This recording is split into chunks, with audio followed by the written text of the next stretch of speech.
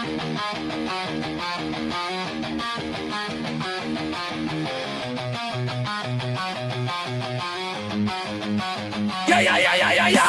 Wake up with coffee and sports. Sunrise glow, listen coast to coast. A flow like you know. Offensively, who made them? Oh, Patrick Mahomes. Sideline to sideline with plays to show. This network's got the spark.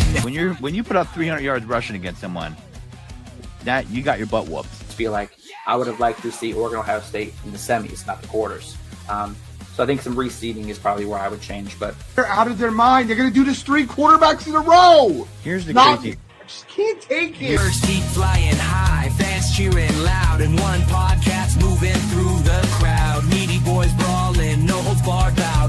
This wire life never in doubt. Tune into the vibe. That's my bold prediction for the show. Devin Booker in the next 3 years, he will be a Houston Rocket. Because I still think Seth is still at the top of his game. I do. I think he's right there. Who knows? Maybe not this year, but one time soon. Why wouldn't we potentially see Seth and Roman? You know what I mean? Tune in the vibe.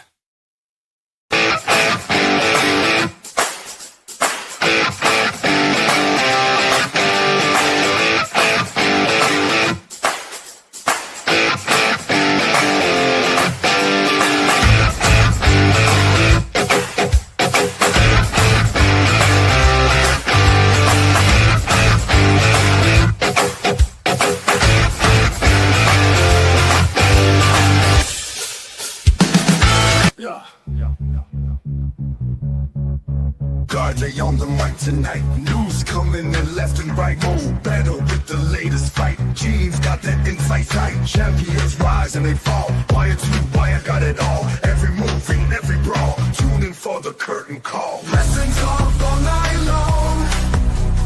Catch the latest match and song. Ring the bell, let's get it on. Every story bright and strong. In the ring they clash and roar. New rivalries and so much more. Titles change and legends lore. What is poppin', y'all? It is your boy, Guard-E3, and welcome to the Meaty Boys podcast. And of course, joining me just like every week, he is the greatest co-host of all time. He is Mo Betta. How you doing, Mo? I'm doing great. Just had a wonderful holiday experience with the family. Had a great sports weekend. But here we are on a Monday night, getting ready to do what we do, talk some wrestling. Let's get into it. Absolutely. I figure, Mo, we'd have a little fun. And I figure I'd start off by sharing my Saturday. So, obviously, the only reason that's relevant to the show is Saturday was AEW Worlds End. And it was in Illinois, so I went. And it was actually double the fun because it was my mom's first ever AEW event. So I wanted to have a little fun, tell you all about some, experience, show you some pictures that I took. And of course I had a little extra fun. I got the All Elite experience. I got to take some pretty cool pictures. Why don't I start off with that? Yeah, do that. We didn't have to wait too long. It was kind of cold outside, but thankfully it was a pretty short wait. They got us, in real quick. So this is part of it. I got to take a picture with the AEW, the TNT Championship, which was a really cool experience. I really enjoyed doing that. And not only that, they had the TBS Championship as well.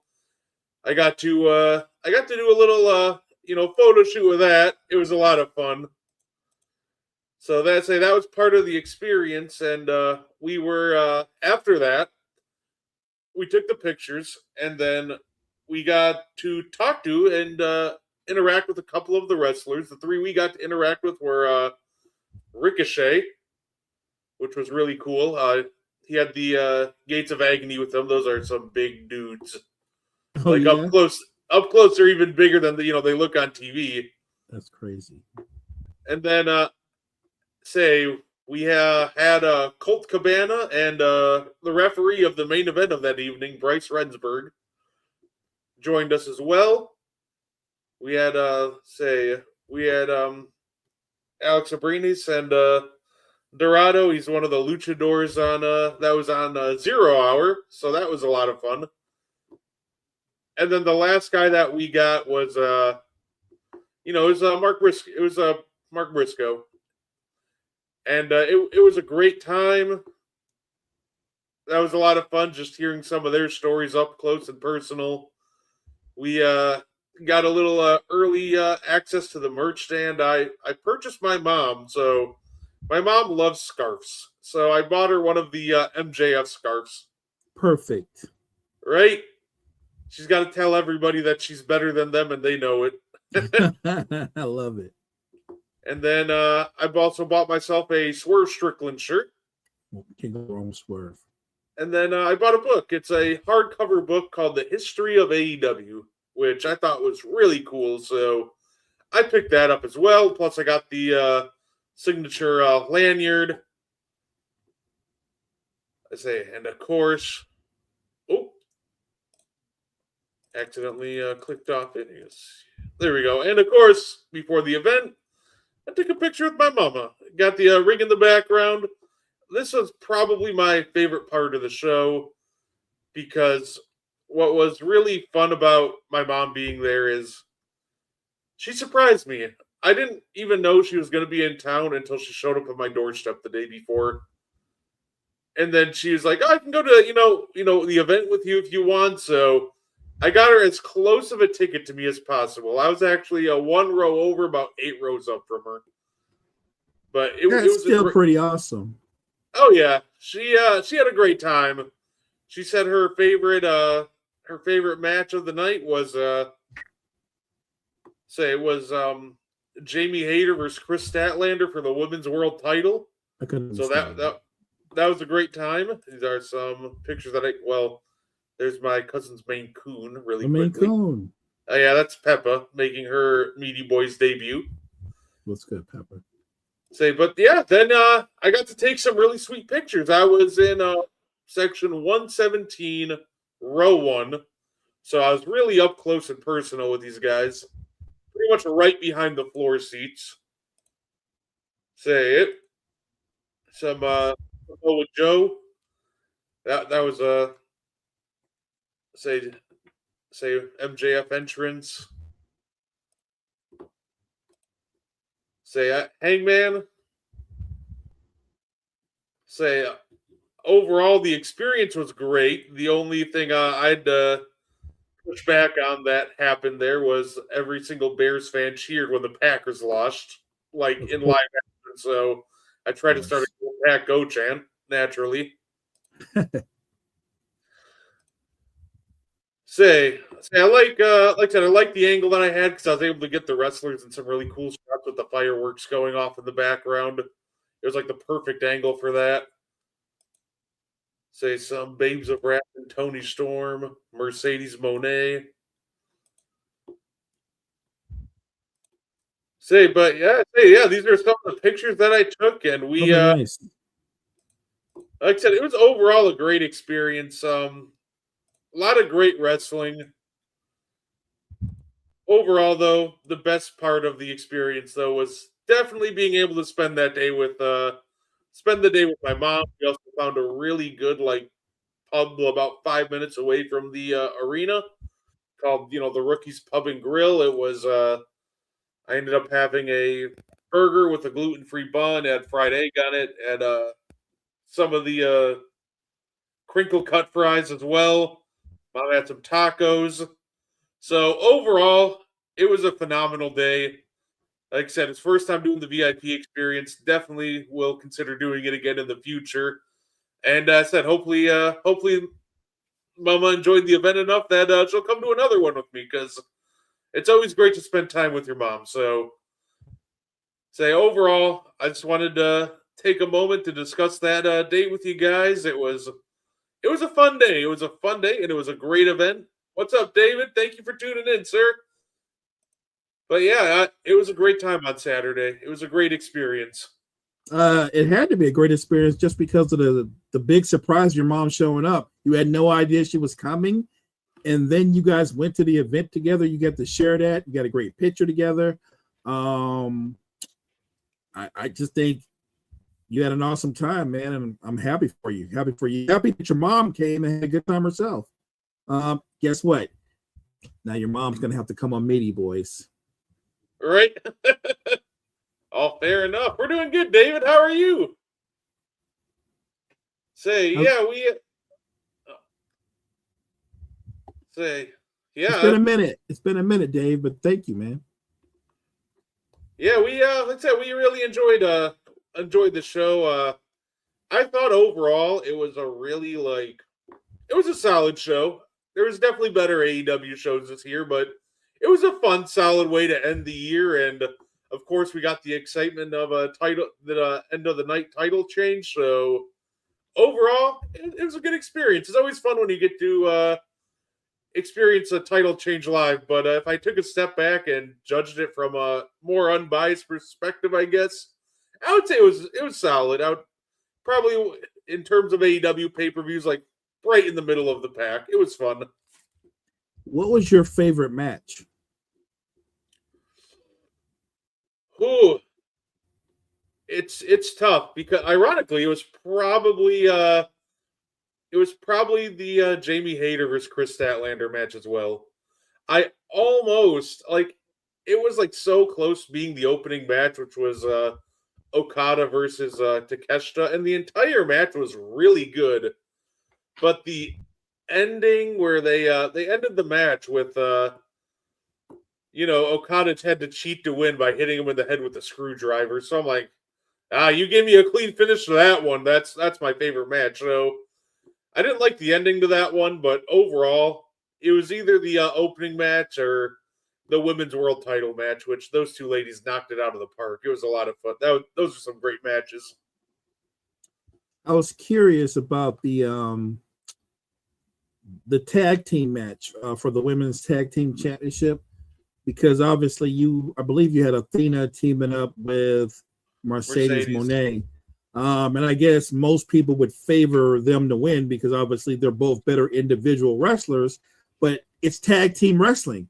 That's a whole new thing, and it doesn't work that way. The better team will win, and I'm not surprised that the champs retain their belts.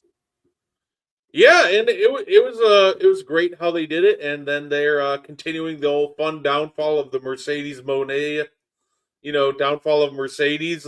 It was well done, and I enjoy that they retained. I think it would have been too easy to just put the belts on Athena and Mercedes. I think it's a great call to let Harley and Willow Nightingale continue their great reign as champions. So I'm definitely looking forward to seeing just the continuance of that storyline. We're going to get Willow versus Mercedes on Wednesday, and I'm curious to see where they go next with the downfall of Mercedes, because she's been knocking it out of the park with that storyline.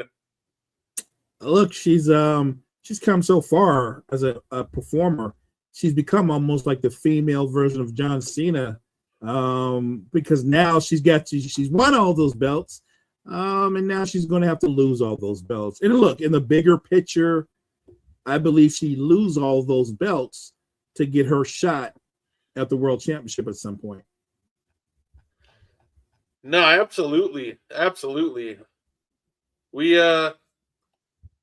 say, and then of course, look at this. What's popping, Will? What's up?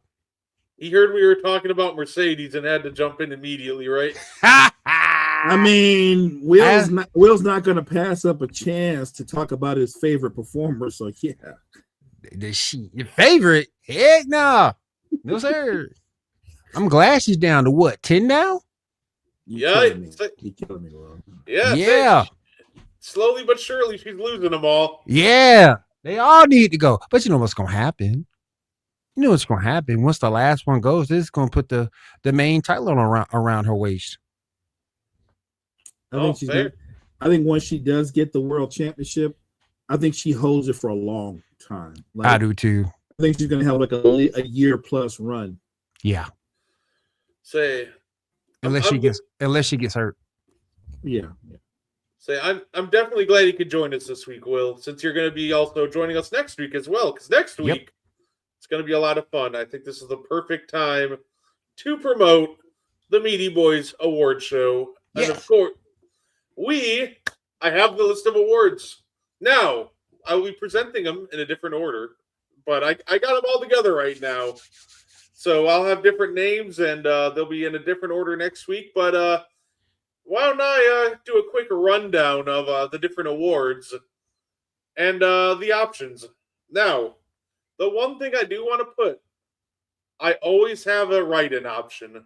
So if you think that I didn't put something that should have been in there, there's a write-in option for you. So you are more than welcome to write in your own. Say, we got all right. There we go. I'll throw it up here. We got WWE debut of the year. So I mixed it in with some NXT talent. There weren't too many debuts on the main roster this year. Nah. So I threw in Ricky Starks, Blake Monroe, Penta, and JC Mateo.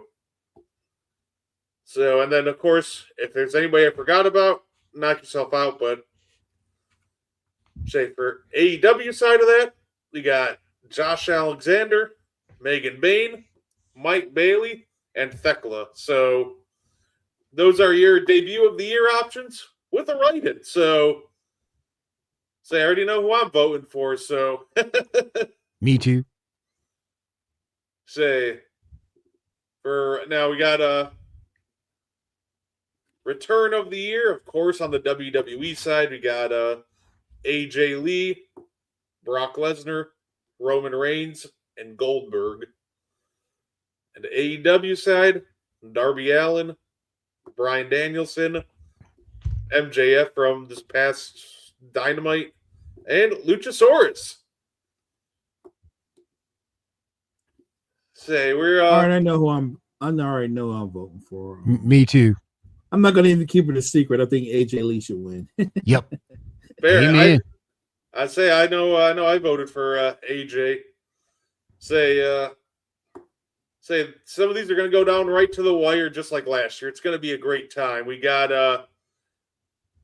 we got the female superstar of the year. This will be fun. WWE side, we got Io Sky, Rhea Ripley, Stephanie Vakir, or Naomi. So that's tough. I did my best to put you all in a predicament here. So it's not an easy one. Not at all.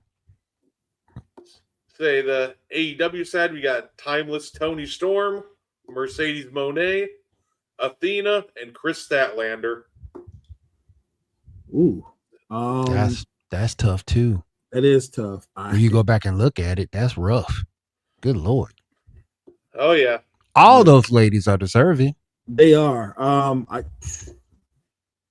That's a really good. Those are two really good categories. Those last two. Those are tough. Those are very, very competitive. Wow. Oh yeah. Oh, absolutely. Saying, of course, WWE Moment of the Year. For the men's side, we got John Cena turns heel at Elimination Chamber. Paul Heyman sides with Seth Rollins at WrestleMania. Gunther makes John Cena tap out. And the Ruse of the Century. Seth Rollins again makes a second appearance. He cashes in at SummerSlam. Say it. Woo, those are good too. That's rough. I think the two that I'm leaning towards, and I can't decide between, is Cena turning heel and Rollins cashing in. The two I'm leaning up against is Cena turning heel and Paul Heyman siding with Seth. Say, that's fair. I'm kind of debating between say John Cena and I don't know. It's tough. I was going between Cena and Seth, either one. Right. Say the moment of the year. Now, I kind of put in AJ returning because it's just impossible to keep that out of this category. We got Jade Cargill turns heel. To me, this is going to be the tough one to beat. Naomi cashes in at Evolution 2 and Becky Lynch heel turn. I think Naomi wins. Yeah, that's because that she did that so well. That was executed perfectly. Oh, absolutely. I'm was. predicting AJ wins return of the year and Naomi takes this one home. Saying it's honestly well deserved for Naomi if she does win. And congratulations on her pregnancy too. Oh, No, right. absolutely. That's right. Absolutely. Got the AEW moment of the year. Hangman beats Jon Moxley and opens the briefcase to reveal the AEW World title. MJF inserting himself into the World's End main event and winning. Jon Moxley wins the Continental Classic at World's End. And the reuniting of the Jurassic Express. It's early. It's early. But I think MJF is going to be hard to beat. It is, because it was so anticipated. Yeah, I think it'll come down to MJF and Hangman saving the title there from Moxley. And then we got the women's side. We got, if anybody remembers this, right before the match with Mariah May, her when she became timeless Toni Storm again on Collision. If anybody hasn't seen that, that is a terrific promo. You got Beth Copeland debuting at AEW All Out. The Babes of Wrath winning the inaugural tag titles at Winter is Coming. And the Triangle of Madness, Megan Bayne, Marina Shafir, and Mercedes Moné winning the first ever Blood and Guts women's match. That's good. That's a good one. Yeah. I'm debating on two. Toni Storm and Triangle of Madness. That's fair. All the ladies deserve a shout out definitely for what they did in that first ever women's Blood and Guts match. They're better than the men. I enjoyed the match better than the men's one. Yep. And that doesn't happen too often. Now, here's the fun one. WWE Men's Match of the Year. John Cena versus Cody Rhodes, SummerSlam. Kevin Owens versus Sami Zayn at the Elimination Chamber pay-per-view. Ooh. DIY versus the Motor City Machine Guns versus the Street Profits. Triple threat TLC match on SmackDown. CM Punk versus Gunther, SummerSlam. I think these two in the middle are underrated classics from this year. I couldn't take them off. Yeah. The triple threat tag team match, I wasn't that excited about it, the idea of it, but when you watch that match and all those finishers and all the things that happen in and out the ring, that's an amazing match. Yeah, it is. It is, and it deserves to be there. The one I tell you, the one I ain't voting for. I'm not gonna vote for CM Punk versus Gunther. I'm not voting for that. Hell no. I'm just not a fan of Gunther. You know what it is? You know what it is? He's boring. He is. He's a good wrestler, but Gunther has a wrestling style, Will, that reminds you of wrestlers from the 80s, right? Mm-hmm. Like his name is Gunther, but if you didn't know his name, you'd be like, is that Jack Briscoe or Jerry Briscoe or somebody from back in the day like that, like Tully Blanchard or somebody like that? He has a very methodical, old school, boring style. Yeah. And he's not the best on a mic either. Now, you know what? I'll let us make an executive decision right here on because there's one match I was debating about switching that with. So I'll let us make an executive decision right now before we drop the link into the public. CM Punk versus Gunther or Cena versus AJ Styles at Crown Jewel? Cena versus AJ. Oh, I'll take that. Give me that. I'll take that. Yeah. I was debating, and at the last minute, I was like, you know what? We could just decide this on the show. Yeah, that was a great match.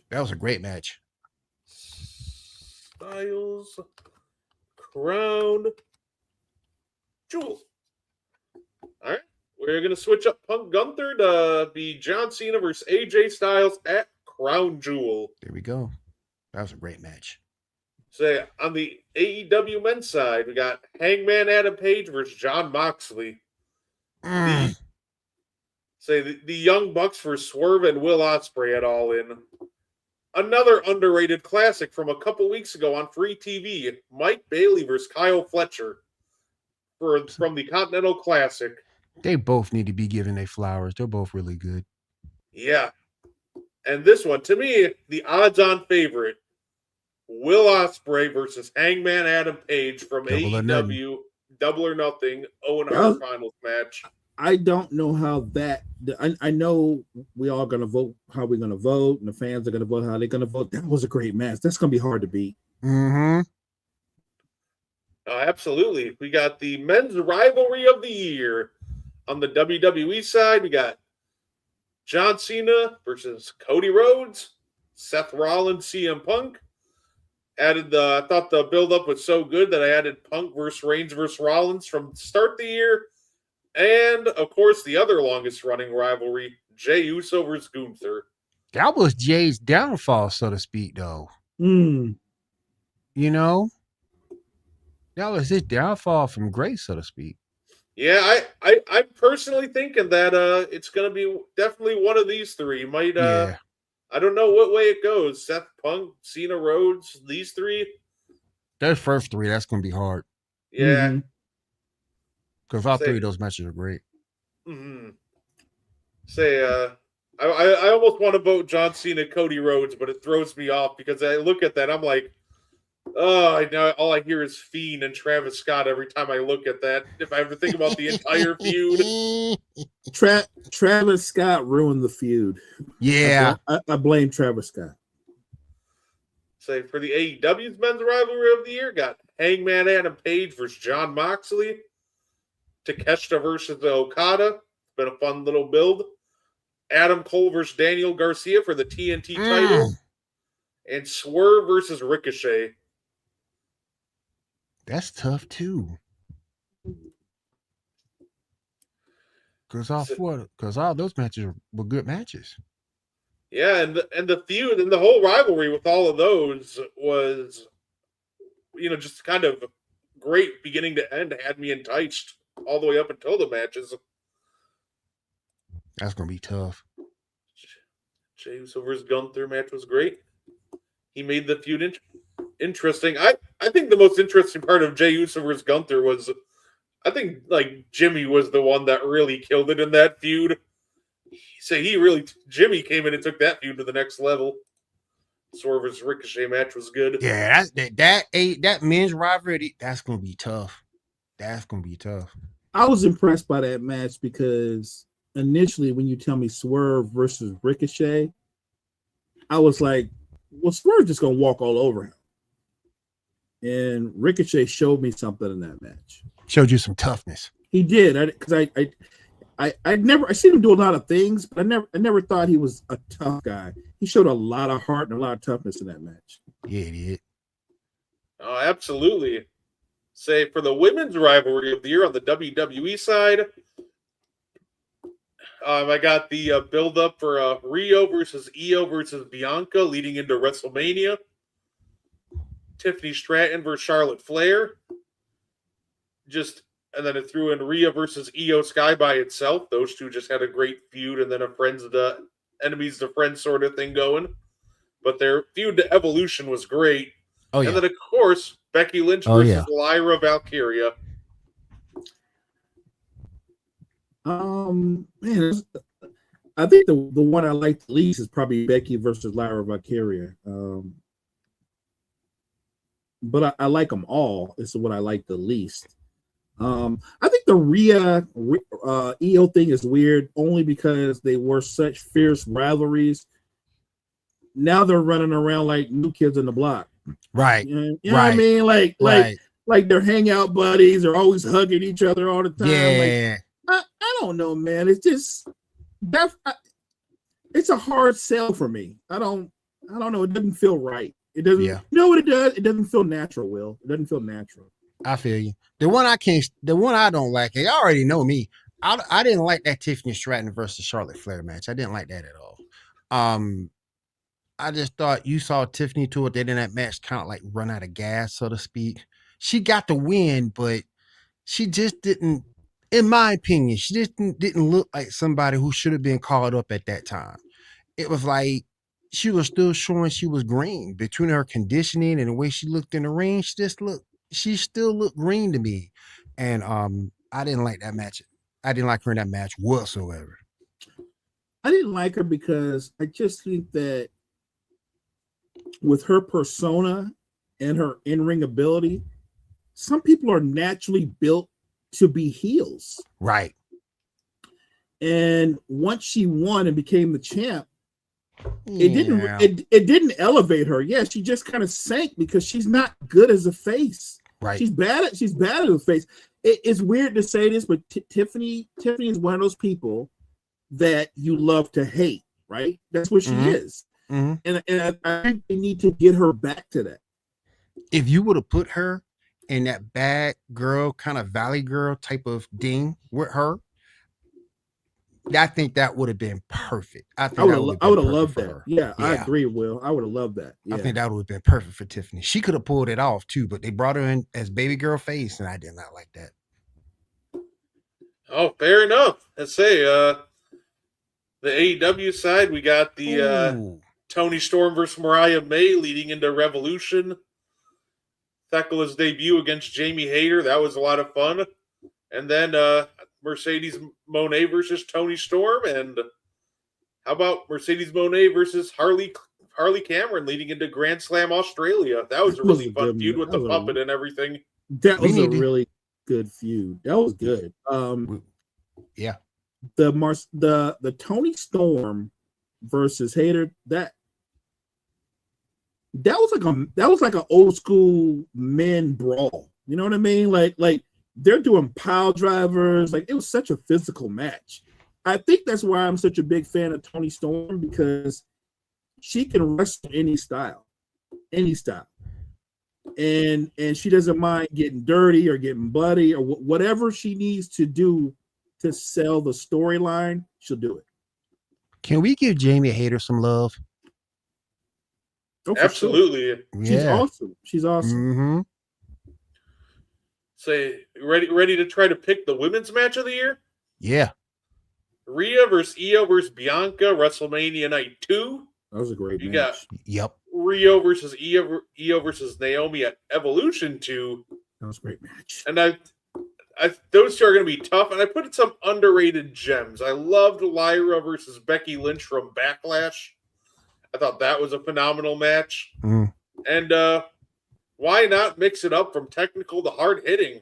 Rhea Ripley versus Raquel Rodriguez at the Night of Champions street fight. I've been saying this for the longest time. Io, I think, is pure talent wise probably the best wrestler on that roster. Now, the thing that kills her is the fact that, but it also helps her a little bit because it helps her with her quote unquote TB type of cuteness, so to speak. But and she does speak English a little bit better than Shinsuke Nakamura did, or does on the mic. So that goes to benefit her. I just think, and people keep telling me Rhea is better, and it's all subjective at the end of the day. But I just think as a pure talent and everything that she can do at her size, I think pound for pound, Io is one of the best WWE has to offer. Absolutely. I don't disagree with that. If you're going to surmise everybody's, not just their size, their power, their personality, but the actual in-ring abilities, I don't know that anybody has more talent in ring than Io Sky. And you make a great point, Will. Even though she doesn't speak English really well, I feel like because of her personality, it kind of lends to her being drawn to the crowd and the crowd being drawn to her. Like, yeah, she's one of the few wrestlers I know that's not good on the mic, and it hasn't hurt her. Exactly.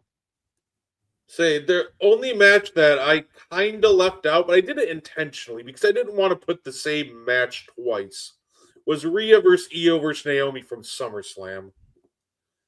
So what I tried to just pick the better like match between the two.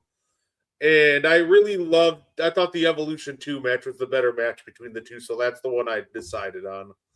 So if people want to argue that the SummerSlam match should be on here as well, I don't disagree. I also really just want some variety as well. But Right. Okay. So that's kind of my reasoning as to why the SummerSlam match is. But if you want to write it in, go for it. Feel more than free. Mm-hmm.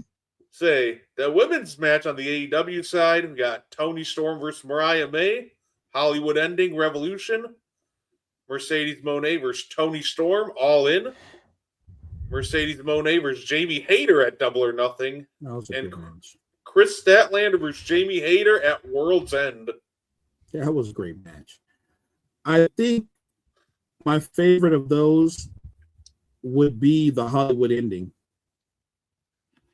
That was a great match. That was a great match. Yeah. It wasn't just a great match. It was great theater too. Like Toni Storm is a great performer. Period. Say some of these categories, I kind of made them knowing that there probably was going to be a winner, and all these matches are great, but the Hollywood Ending between Storm and May was just so next level that it was just hard, almost impossible to top. You can make an argument that was May's WB tryout match, or the match that attracted WB to her. Oh, that's a good point. Yeah, facts.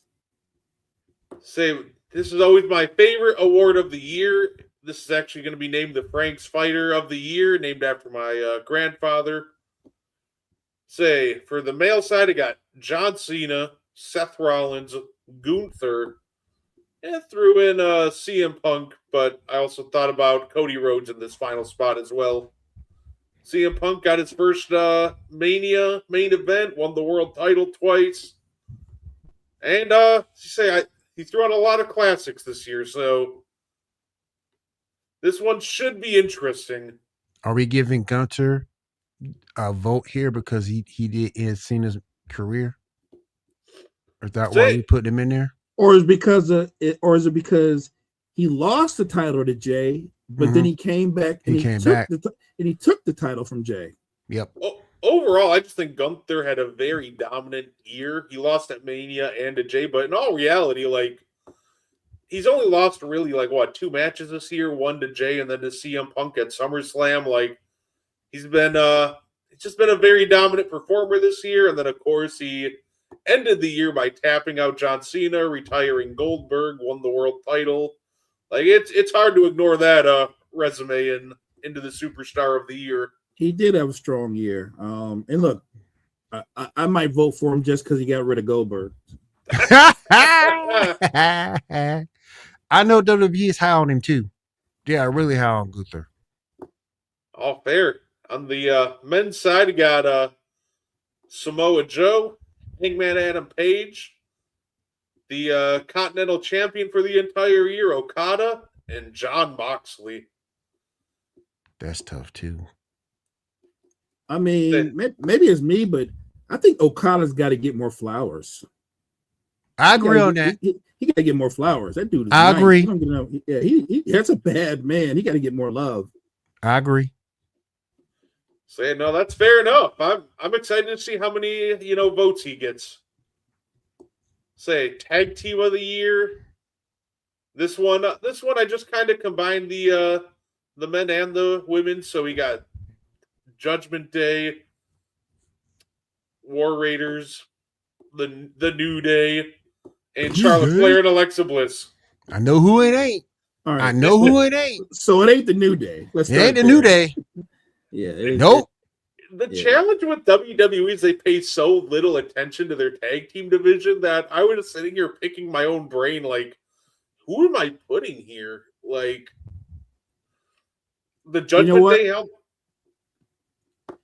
Dig this, Brett. This time next year, I'm gonna tell you who's gonna win this time next year. The Usos. Are we doing Judgment Day on the men, or are we doing Judgment Day on the women? Oh, this is for the men's side. Okay. I was just wondering because I saw Flair and Bliss, so that's why I was just wondering. Yeah, no, I figured this is kind of just for the men because, in all reality, they Say, I figure this is just kind of for the men, since they had the really long tag title run, even though they didn't do a whole heck of a lot with it. But it's an interesting point though, because when you look at Charlotte Flair, this tag team revived her career as a face. That's kind of why I put it in there. They've been Yeah. a perfect mix of great tag team, super entertaining. Like I love this tag team. Honestly, I think that say they'll probably take this one home. I'm very confident that the ladies win this one. And now you got Charlotte Flair being cheered and applauded. Yeah, You didn't see that not too long ago. Boo. You didn't see that too long ago, but now hey, she done turned it around a little bit. She's the other direction of being a heel turn face successful, and it's really good to see that. Plus, it also says a lot about Charlotte, because you have to be able to take the gimmick you're given and make it your own and fully accept it, and she did that. I agree. I think the best thing that could happen to her at this point in her career was her teaming up with Alexa Bliss. Like you said, Charlotte's become one of the more beloved figures now. Yep. And I think, look, I don't know how they're going to do the storyline. I think they should keep her in tag team wrestling for at least another year. I think so too. And there's nothing wrong. There's nothing wrong either, because a lot of people tell me they don't like tag team specialists. Do you know how many classic wrestlers were tag team specialists? Do you know how many? How many? And they all went on to either have successful single careers or came from a successful singles career over to a tag team career and was successful on that as well, i.e. Bobby Eaton. And one of my favorite wrestlers of all time, Shawn Michaels. Yep. Yeah, absolutely. Say AEW side, it gets tougher on the AEW side. They tend to pay a little more attention to their tag division. So we got Brodito, FTR, the Hurt Syndicate, and of course the inaugural tag champs, the Babes of Wrath. I got two. I'm debating on FTR and Hurt Syndicate. Yeah, I don't think you can go wrong with any of these. Yeah, is it just me? Or does Sheldon Benjamin age like Benjamin Button? Like, he does look good. He does look good. Yeah. Like you can tell, like Lashley's got the body, but he can't move quite like he used. But Sheldon Benjamin can still take to the sky and do all those athletic moves that he did when he was half the age he is now. Yep. That's insane to me that he's still that athletic. Yep. Absolutely. For entrance of the year, this is always a fun one. John Cena at SummerSlam, CM Punk WrestleMania 41, Cody Rhodes at WrestleMania 41, and an absolute gem, Randy Orton from SmackDown in August when they were in France. They were all singing his song. That's easy for me. Give me Randy Orton. Say the other one I thought about putting in was CM Punk on the Raw, that they did that to him too. Say the AEW's entrance of the year got Hangman Adam Page at All In when they went back to his classic theme song. Say Kenny Omega's special entrance at All In. The Young Bucks had their ship at All In. And Will Ospreay had a really cool entrance at Forbidden Door that highlighted his past in wrestling. So I ain't giving the Young Bucks nothing. Not a doggone thing. I ain't giving them nothing. No, never. Will not vote for them. No. The other three, I'll take my chances on the other three, but I ain't giving the Young Bucks nothing. Oh, fair. Say now, I made a rule for NXT. Who's next? Best prospect under 30. You cannot have won a title on the main roster. As soon as you do that, to me, you're not a prospect anymore. You're a made star. So, that being said, Oba Femi, Javon Evans, somebody who won't be on this list next year, Braun Breaker, because he'll be a world champion. Actually, he might not be on this list either next year. And Dominic Mysterio hasn't won the world title yet. Yeah, so he still technically qualifies. Yeah, he does. He does. He's so over too as a heel. I love Dom. Yeah, it's a AEW side. Initially, Say, I know there's a vote for MJF in there because I forgot to take him out earlier. That's all right. Got Wheeler Yuta, Takeshita, Gabe Kidd, and Kyle Fletcher. I still say gives Kyle Fletcher his flowers. Absolutely, but hey, like I said, if you want to vote for somebody who's a world champion under 30, you want to show him some love, write him in. Yeah. Say on the female side now. Say got Roxanne Perez. This is unfair, Brett. This is unfair. What? This is unfair. This one was tough. I love Roxanne. I love Sol Ruka. This is just unfair, man. Come on, man. Look, I'm sorry, but I'm a huge fan. I like all these ladies, but I'm really big on Sol Ruka. Woo. Yes, sir. Come on, man. This is just wrong. This is just wrong. Hey, because the thing about it to me is this. To me is this. Roxanne Perez is still gonna be on that main roster, and she's gonna be on the rise because they're high on her too.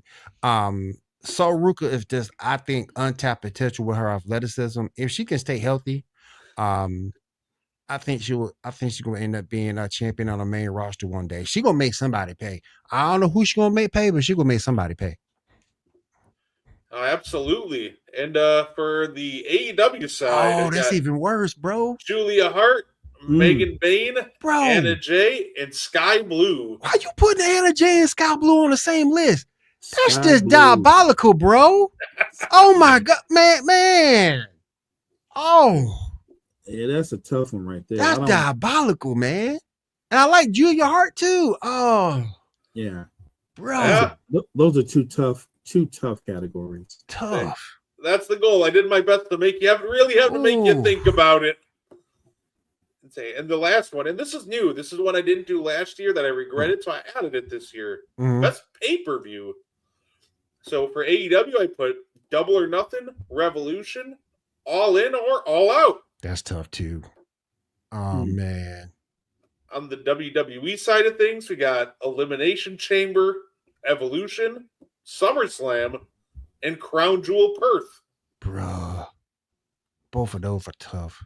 Elimination Chamber is so insane just because you have to remember Jade Cargill coming down to the ring. And you're thinking, oh no, Trisha and our girl, dang, I can't get her name out now. But Bianca? you just no, Bianca's like she don't know what's going on. Oh, yeah. She beat up Naomi. Right, because Liz Morgan is mouthing the words, I didn't do it, it's not me, it's not me. And you think she's coming for Liv, and she beats down Naomi like woo. But to add to your point, that start Naomi down her way to becoming a champion. This is true. That's facts. It's the facts. Absolutely. So, like I said, my goal was to make you think, and I currently, like I said, have them named like WWE Best Pay-Per-View. Some of these will have new names by next week. Yeah. But these are your categories. What I'm going to do is I'm going to post the link to the Google form on the Meaty Boy page. Probably post it on the Wire to Wire page, and I'll share it out. So after this, the public will be able to vote as to what they want to see win the Meaty Boys Award Show next week. This is going to be tough. Oh, good luck, y'all. Man. Yeah. Say, well, I'm glad I was able to pick the right one. So, guys, we gotta start wrapping up here because Will has a show in about 5 minutes. Why don't you give us a little sneak preview as to what we can look forward to, sir? Yes, sir. We got the sports report coming up here right here on Wire to Wire Network. We're going to talk about the Raiders. Are they truly, truly tanking? Or were that plan backfire with what they're doing with Max Crosby and Brock Bowers? So definitely tune on in. We're going to talk about that and a whole lot more on the Sports Report podcast in about 5 minutes. That's a great topic right there alone, because what they did with those two players, that sends a bad message, not just to the rest of the league, but in your locker room, in your organization. And then when the players go on social media saying, I'm not hurt, I'm over here playing basketball, I'm hooping. Oh yeah, that's crazy. Because then that's a big hit on the credibility of your front office and your ownership. Diabolical. And before we get down here, I just want to add, if you are watching us and want to update on Monday Night Football, it is currently 21-0 Falcons. If you saw that coming. I didn't. I did not see that coming. I ain't see that coming. I actually thought that, I'm going to be honest, everybody. I thought Atlanta would lose, and I was telling everybody this will be Raheem Moore's last game as a coach, but maybe I was wrong, clearly. I remember I jokingly said before on the ball, because I said, watch the Atlanta Falcons, because if the Falcons win out, then the Panthers automatically clinch a playoff spot. I said, watch the Buccaneers luck. They're going to beat the Panthers, think they won the division just for the Falcons to win out, and the Panthers take the division. That's crazy. My thing is, what's up with this division? Saints doing 1 4 in a row. Falcons going for what? Two in a row, if memory serves. What's going on with this division? Because it's bottom rising up from the top. Bucks falling down. Saints beat Carolina. So it's crazy. Man, Tampa is just totally flatlining. Oh yeah. At the wrong time. Mm-hmm. At the wrong time. No, absolutely. Hey, maybe your Saints are taking the division next year. Hey, I'll say this before I roll out. I hate to do it, but I gotta be a man. Gotta be a true brother. I was wrong about Tyler Show. I was wrong. Say, fair enough. Gonna be offensive rookie of the year soon. He can play. He can play. Yeah. Maybe that age helped him. Facts. Oh, fair. But yeah, thank you guys for tuning in. Tune into the Sports Report in about 3 minutes, and we will see you next week for the award show. Later, guys.